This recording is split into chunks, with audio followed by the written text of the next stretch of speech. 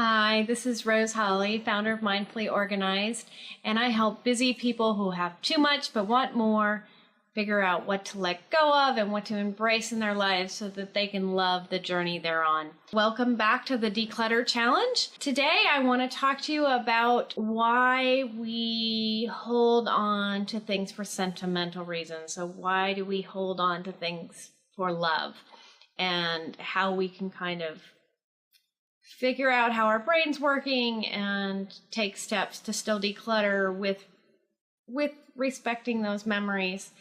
So the first thing that I want you to think about is the fact that the things aren't the memory themselves. The memory, the love, that all lives inside of you. So it doesn't live in the thing. Even if someone you care about greatly gave it to you, if it doesn't serve a purpose in your life, it doesn't necessarily need to be kept.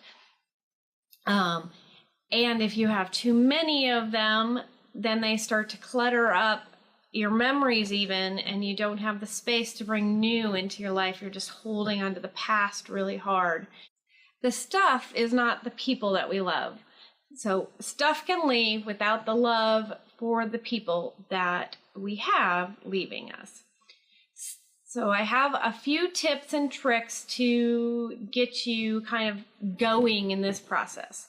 One of which I think is really powerful is taking photos of the things that have sentimental value, but that you don't value in and of themselves as a decorative item or a useful item or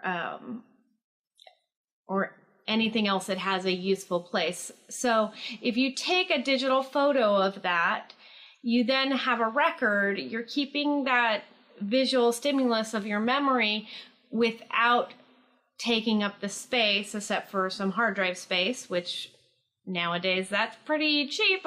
So if you take that picture, you could even make yourself like a Snapfish photo album, any one of those ones where you can put it online and put a few words underneath.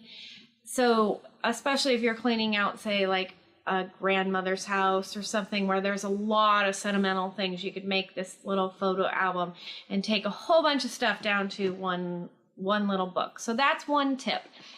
Another tip is to save the best of the best. So, and to limit yourself with size. With Theron's baby stuff, I have a little box. It's about this big, and I just let myself keep that much baby stuff. And it's a cute little box.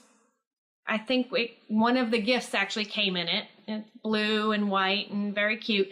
And if I wanted to put something else in and it was full, then I had to take something out. So limiting your space and choosing the best of the best is another way to deal with that, keeping things for sentimental reasons.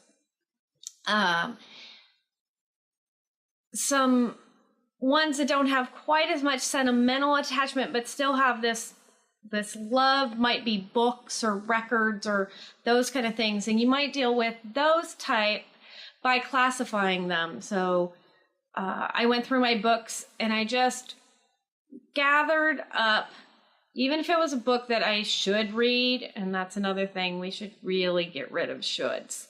Because this is your life. This isn't anybody else's life. This is yours. So I went through and I said, will I ever read this? And if the answer was probably not, I got rid of it. And that's an easy way of, because I love books. My partner loves books, and this is a book house, but we were running out of book space. There just wasn't any more places to put books in this house. So going through and narrowing down, yes, I'm going to get rid of everything that I will sincerely answer the question X. I'm never going to read this. I'm never going to go back to this. So if you can choose a question and then go look for those things and then be really reasonable. Yes, I'm going to get rid of all books that I know I probably won't ever read again. Another idea is to take something that you've been saving that has the sentimental value and make something out of it that's useful. So one time I took a sweatshirt that had our family crest on it, and it was a sweatshirt that had kind of like the color had kind of gotten worn out.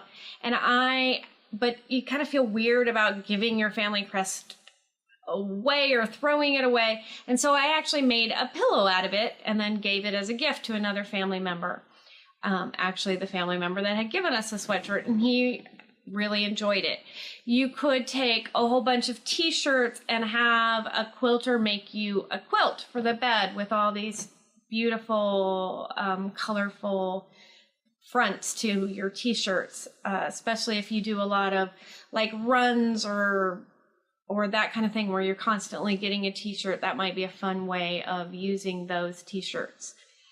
And another tip is to go for the easy win first. So something that you know you can probably get through, and start the easy stuff first. Maybe you have a lot of crafting supplies, but you don't really craft anymore. You've kind of kept them because, well, maybe someday, or maybe the grandkids or whatever.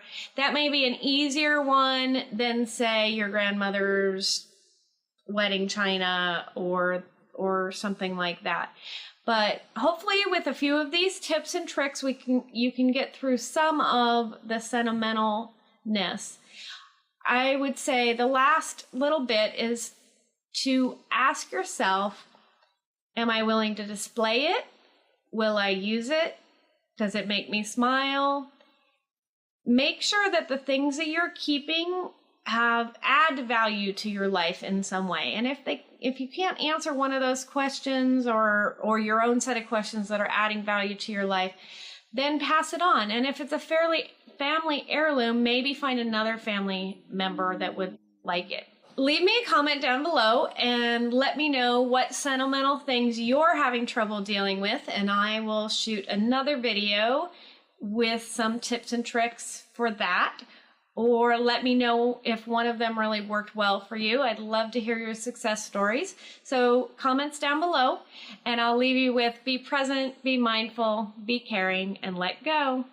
Bye.